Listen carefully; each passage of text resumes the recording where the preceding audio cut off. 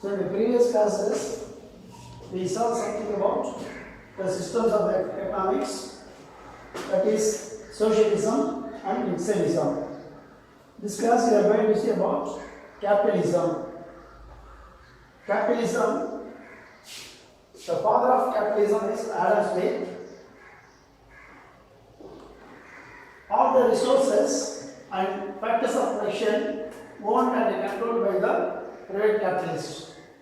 In case of socialism, all the resources and factors of production owned by the government only. But in case of capitalism, all the resources and the factors of production owned and controlled by the private capitalists. So the capitalism is also called as free economy or laissez-faire. So in this case, role of government is minimum. The production and distribution of goods and services engaged only by the government. Profit is the main motive of the capitalist economy. Profit is the motive of capitalist economy. The countries are following the capitalist form of economics are USA, West Germany, Australia and Japan. This is the brief introduction about the capitalism. All the resources and factors of production owned by the private capitalist. This is also known as called the free economy or laissez-faire. The role of government is very minimum. Production and distribution of goods and services by the capitalist, and the maximum profit is the main motive of the capitalism.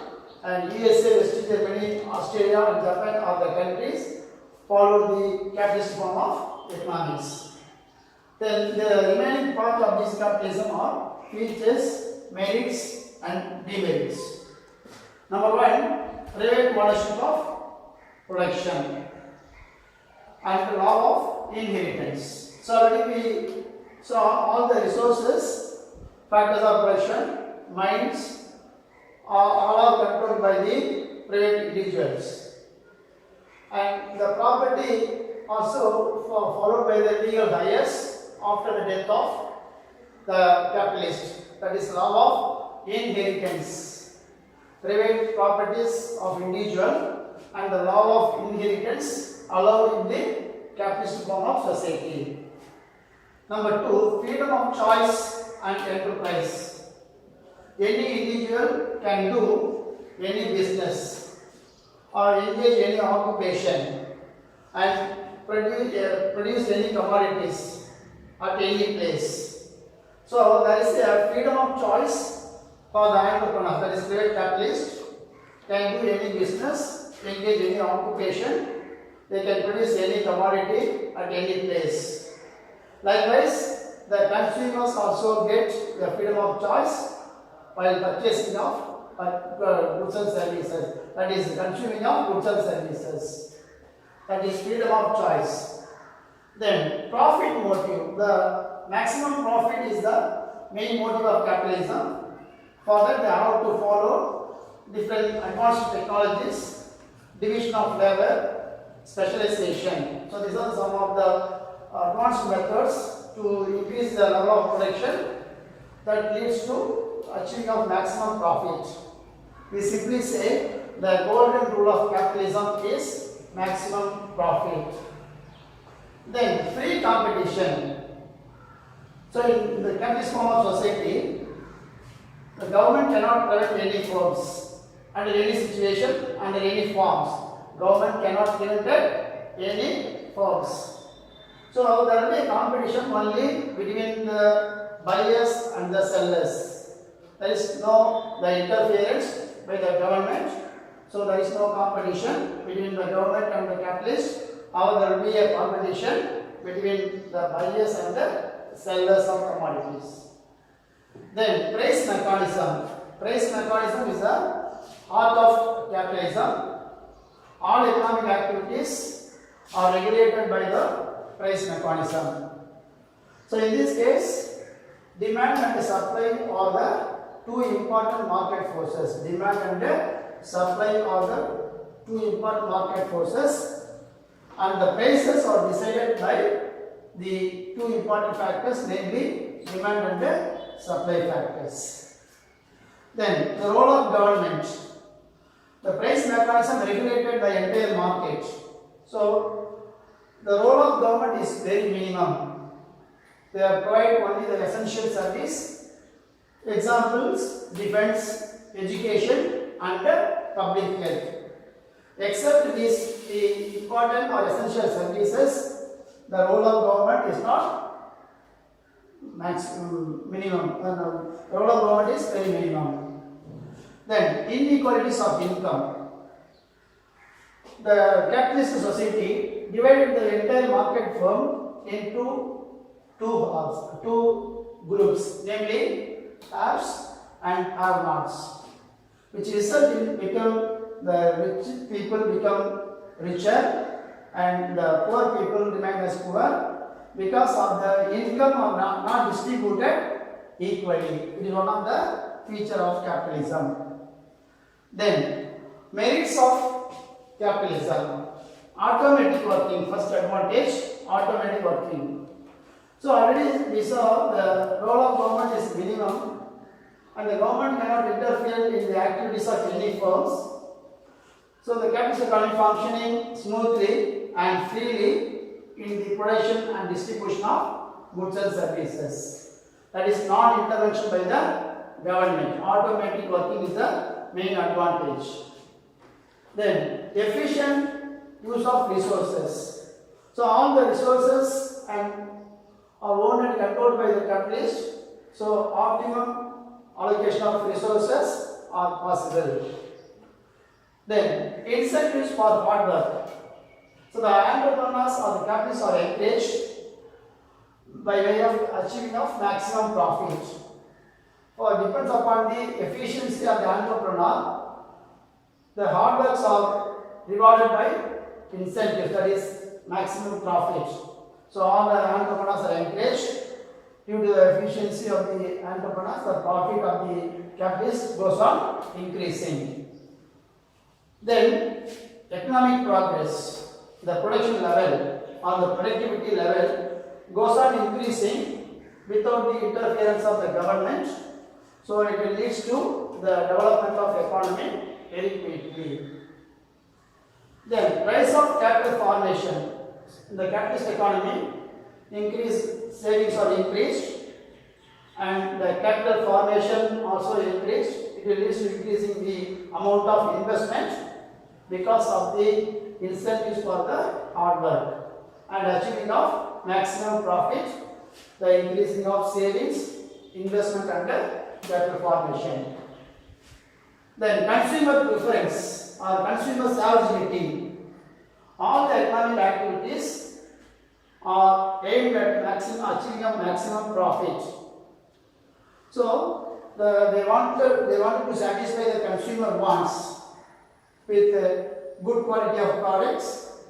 So the preference given to the consumers. All the economic activities are based on the consumer's preference or consumer sovereignty.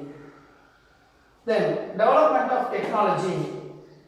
The capitalist form of society aimed at maximum profit. So the maximum profit can be achieved only by the implementation of innovative method of production. So the innovative method of production increases the level of production and the quality of the goods and services also increased. So these are all the advantages of or merits of capitalism. So even though there are merits, some demerits also existed in capitalist form of society. Out of that, number one, concentration of economic wealth or economic power. So the incomes are not evenly distributed. Income are not evenly distributed. The income are concentrated very few hands or very limited number of capitalists. So it leads to the rich people become more richer and the poor people remain as a poor. Then wastages of resources. So larger amount of resources can be wasted in the capitalist form of society by way of using of competitive advertisement and the production of duplicated product. So duplicated product production and the competitive advertisement leads to larger amount of resources as their wasteful one. Then class struggle. So in case of socialist form of society and mixedism, there is no class struggle. But in case of capitalist, divide the society into capitalist and workers or laborers. Then the demands are not fulfilled by the capitalist, or the workers are not working up to the expectation of the capitalist. There will be a conflict between the capitalist and the workers. The last one, production of non-essential commodities. So the capitalist form of society main aim was maximum profit. For achieving of maximum profit, they can produce the non-essential goods, even the harmful goods which are not detrimental to the health of the nation. So production of non-essential goods for achieving of maximum profit, one of the disadvantage or demerits of capitalism. அடுத்த topic வந்து எக்கனாமிக்ஸ்ல system of economics. System of economics classified into three, namely capitalism, socialism, mixedism. Now the last class talked about classifications of economics. Based on the system, economics are classified into three: capitalism, socialism, mixedism. Capitalism means all the resources or factors of production owned and controlled by the capitalist, private capitalist. In case of socialism, all the resources, factors of production owned and controlled by the government.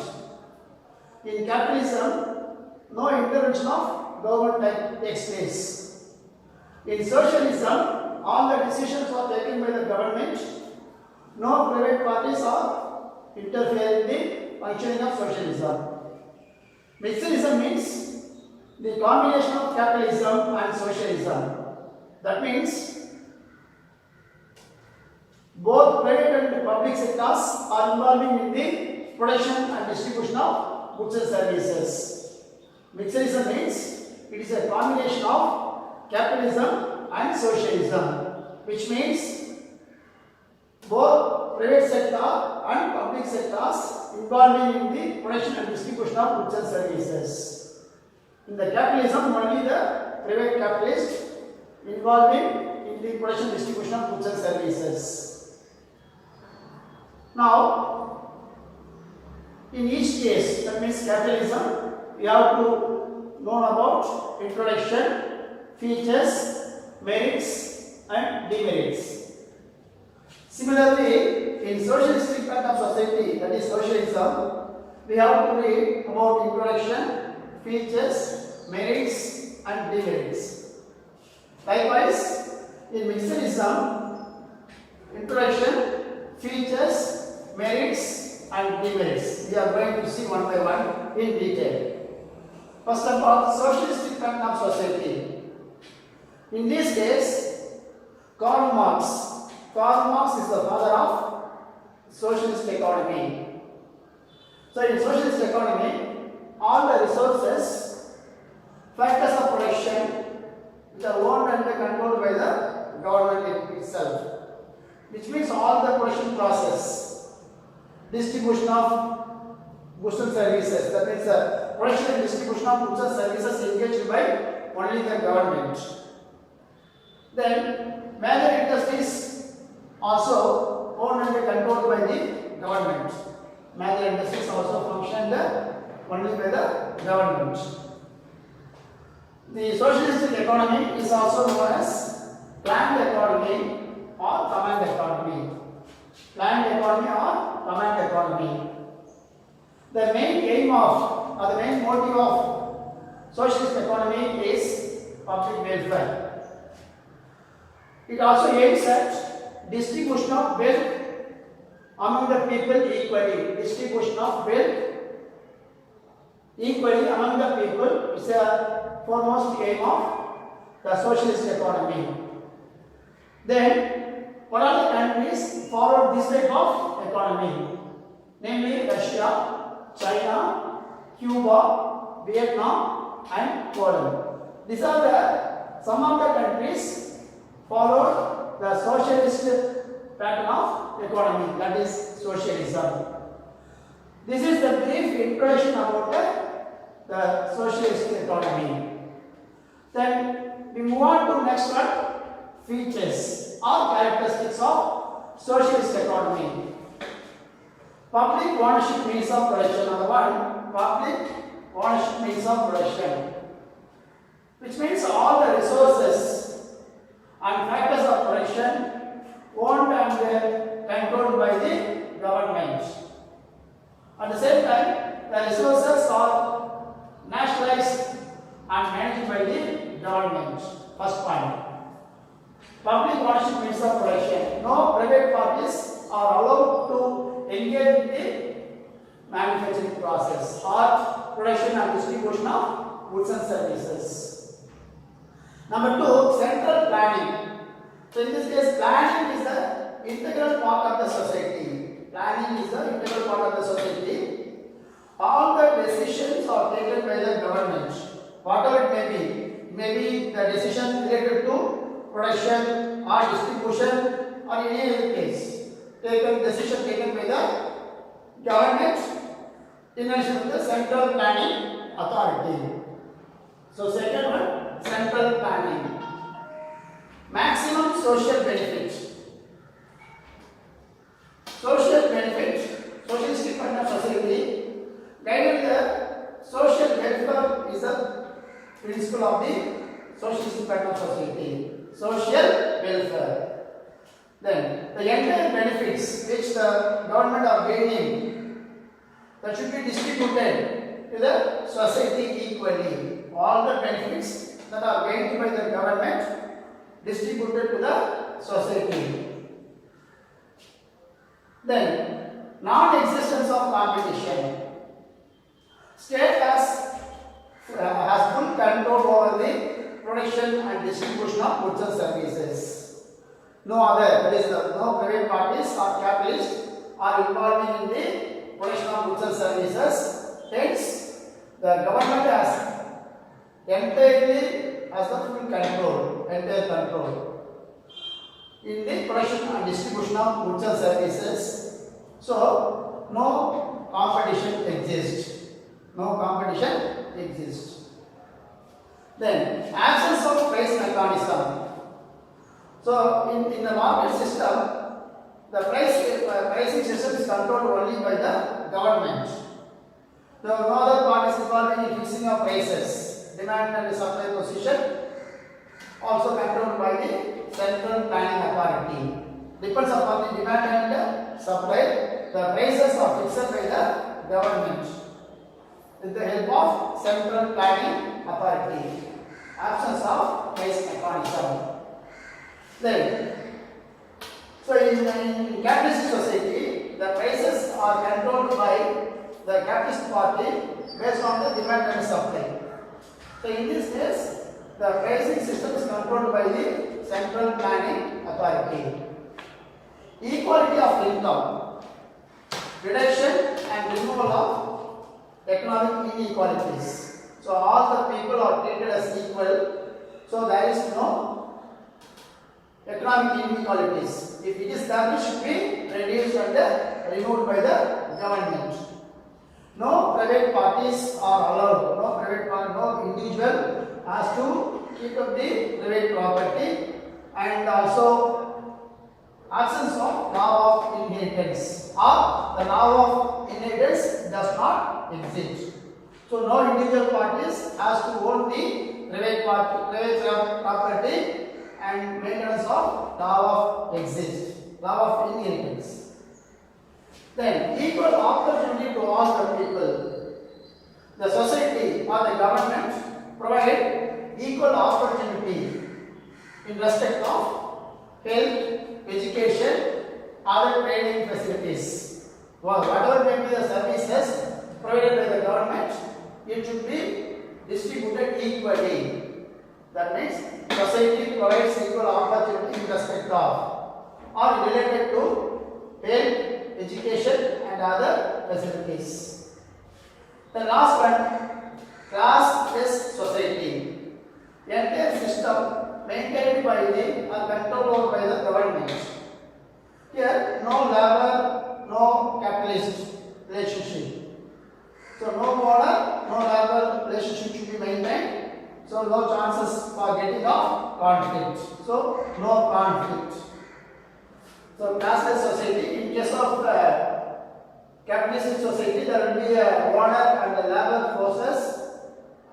In case of socialistic part of society, no labor, no worker, no owner. So there is no chance for getting of conflict. Then, merits of the socialistic part of society. Number one, reduction in inequalities. We have already seen in the features of the society part. Along the reduction in inequalities. No one has to allow the private property and the law of inheritance. So all the peoples should be treated equal manner. So no one has to allow keep the private properties and the law of inheritance does not exist. That is point equality of income. Then a rational allocation of resources. The Central Planning Authority allocates all the resources in a well-planned manner for the production process. The production distribution process engaged by the Central Planning Authority, resources are allocated in well-planned manner, so no chances for getting of wastages. And also the investments also a well-planned one or pre-planned one. So, rational allocation of resources by the Central Planning Authority. Then, absence of class conflict. So, already seen in one of the features of socialistic pattern of society, classless society. The same one should be repeated here. Entire system owned and controlled by the government.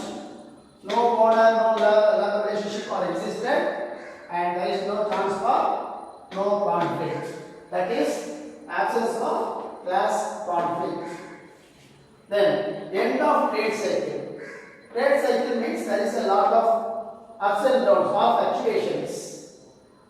Then namely the trade cycle consists of 4 stages, namely boom, recession, depression and recovery. Here there is no such emergence of trade cycle. Production of distribution of goods and services only by the government. There is no economic fluctuations. Promote social welfare. Due to the absence of exploitation of resources, absence of trade cycle, absence of inequalities, productions goes on increasing and it leads to increasing of social welfare. I repeat once again, the social welfare will be promoted by the government.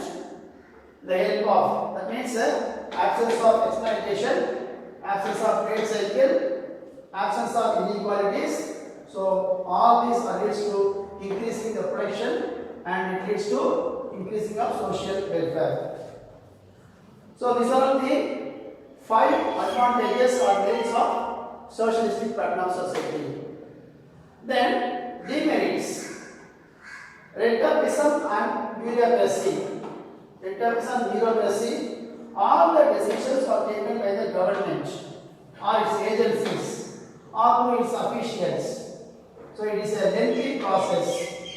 Or the decisions are rigid one, it cannot be changed. So it will lead to rentirism and take too much of time for moving of one process or one stage to other stage. That is taking too much of time. It is time consuming process. Then absence of incentives, does not provide any incentives for the efficient people who are engaging in the production process. No encouragements. So no incentives provided by the government for efficient people. So automatically they will be discouraged. So it leads to production suffers. So production will be suffered due to the discouragement and does not provide any incentives for the efficient people. So does not provide any incentives to the hardworking people. So they are getting off discouragement and it will lead to reducing of production. Limited freedom of choice. Here the government does not enjoy, the people does not enjoy any freedom of choice. Whatever the government provide or distributed or produced, that should be getting by the people. No freedom of choice. But in case of capitalism, there is a lot of freedom to choosing of their commodities. But in the socialistic pattern of society, limited freedom of choice. Whatever the government produces, they have to pay by the people. Then concentration of power.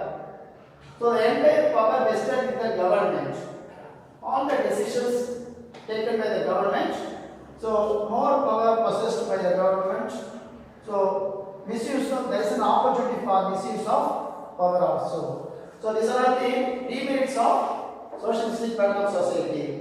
Capitalism and bureaucracy, absence of incentives for hardworking people, limited freedom of choice while choosing of commodities by the people or the society, and concentration of economic power vested in the government. அடுத்து next topic வந்து mixed economy. Mixed economy சொல்லும்போது it is a coexistence of private and public sector in the production of goods and services. Also a combination of capitalism and socialism. So in capitalistic pattern of society, all the resources or the factors of production owned by the private capitalist. Or the production process are engaged only by the private capitalist. On the other hand, in socialism, all the production process or the factors of production owned by the government. So this is socialism. But mixed economy means both the combination of the capitalism and the socialism. The production process are engaged by both private and public sectors. Some of the sectors are reserved for public sectors. Most important sectors are reserved for public sector, that is for the government. The example, defense, public works and some other important defense industries are allotted or reserved for public sector. And other industries may be allotted to the private entrepreneurs. So one of the countries follow this pattern of society, that is mixed economy. India, England, France and Brazil. These are some of the countries followed the mixed economic pattern of society. So in this case, you have to further read about features, merits and demerits. Number one, ownership means of production. In mixed economy society, the production process, that means the production and distribution of goods and services by both public and private sectors. The private sectors are producing of goods and services which are most essential and supply to the public or distribution to the public for the aim of social welfare. But on the other hand, some of the industries are allotted or engaged by the private sectors. The main motive of the private sector industries or entrepreneurs are aiming of maximum profit. This is ownership means of production. Then economic planning. Central planning authority. The central planning authority prepare the economic plan for the government. And the national plans also planned by the planning authority that should be followed and abide by the both private and public sector industries or public entrepreneurs. Both the national plans are followed by the private entrepreneurs and the government, that is public authorities. Then solution to economic problems. What are the economic problems So we already studied 11th standard. What are the economic problems? What type of goods are to be produced? How to be produced? And for whom to produce? These are the basic economic problems. These problems are solved in the mixed economy society. Then freedom and control. The entire control possessed by the government, or even though the control possessed by the government, the production and distribution of goods and services, there is a freedom of private entrepreneurs in the production of goods and services. Freedom of choice by the private sector entrepreneurs, except some restrictions. Overall controlled by the government. So in mixed economy, both private and public sectors are involved in the engaging of production of goods and services. Overall control made by the government. However, there is a freedom of choice in the production of goods and services by the private sectors. Then merits. What are the merits of the mixed economy? Number one, rapid economic growth. The economic growth will be take immediately or very quickly. Rapid economic growth. This is one of the best advantage.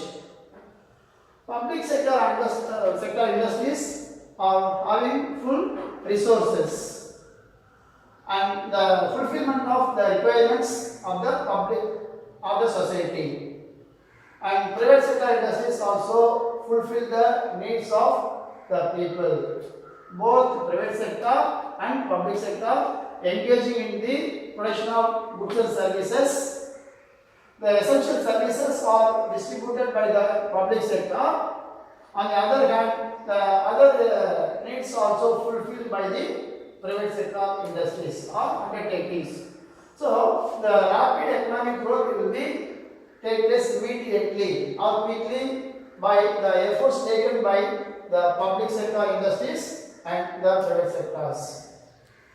And the balanced economic growth. Rapid economic growth taken place simultaneously, it should be a balanced one. It's not a unbalanced one.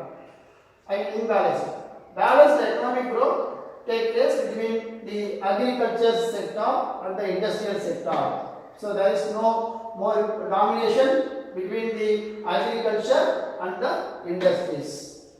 Similarly, the production of capital goods and consumer goods also equal importance given to these two types of commodities. Likewise, there is no domination between the rural and the urban areas. The development of urban areas and rural areas take place simultaneously. So, there is a possibility of balanced economic growth. Balanced economic growth will be emerged between the agriculture and industries and the production of capital goods and consumer goods and the development of rural and urban areas. Next, proper utilization of resources. So, the resources are allocated by the government, and at the same time the government ensures the proper utilization of resources. Proper allocation of resources by the government has directly control over the important activities.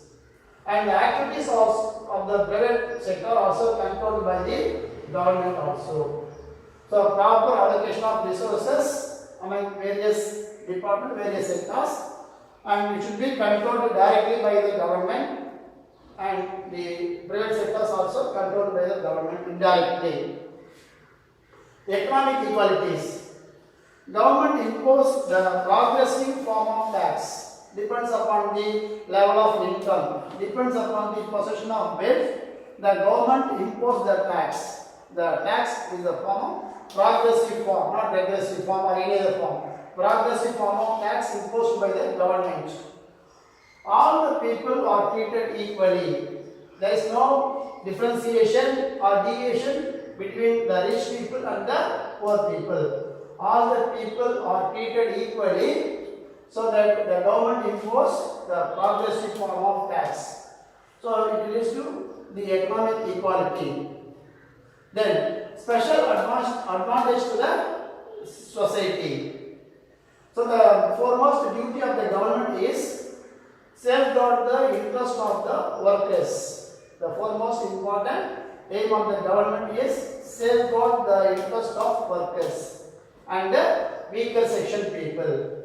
So it is possible only by way of enactment of legislation, that is Minimum Wages Act and fair price for the weaker section people. For the enactment of legislation by way of Minimum Wages Act and fair price, the weaker section people and the workers are safeguarded.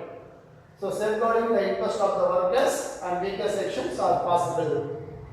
These are all the merits of the mixed economy. Some demerits also existed in mixed economy society. First, an important one, lack of coordination. So the greatest drawback of the mixed economy society is lack of coordination between the private and the public sector.